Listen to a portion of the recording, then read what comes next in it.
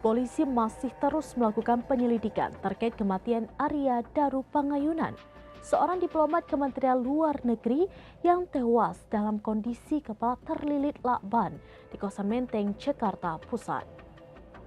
Polisi masih terus melakukan penyelidikan terkait kematian Arya Daru Pangayunan, seorang diplomat Kementerian Luar Negeri yang tewas dengan kondisi kepala terlilit lakban di kawasan Menteng, Jakarta Pusat.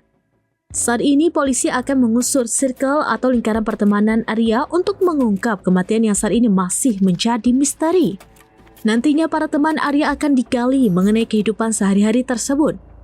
Selain itu, untuk memperkuat proses penyelidikan, polisi juga akan melakukan psikologis forensik guna menyelami lebih jauh karakter dan profil pribadi korban.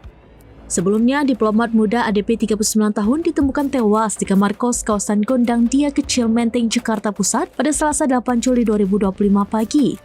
Saat ditemukan, kepala korban dililit lakban dan posisi tubuh berada di atas tempat tidur. Pintu kamar dalam keadaan terkunci dari dalam.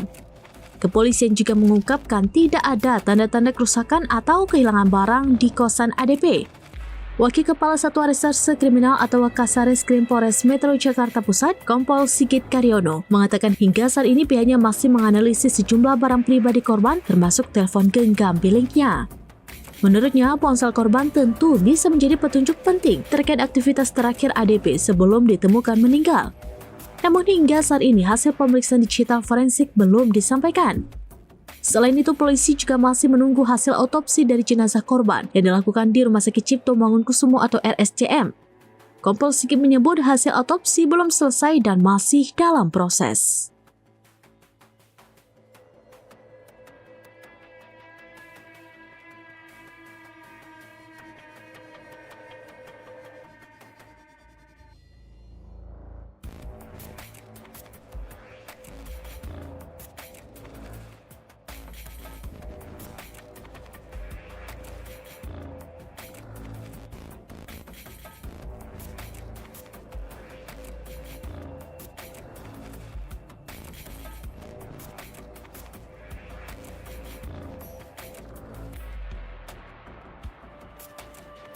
Demikian informasi terkini Syedara Lun. Saksikan terus beragam informasi lainnya. Jangan lupa like dan share seluruh akun serampinews.com. Download Tribun X sekarang.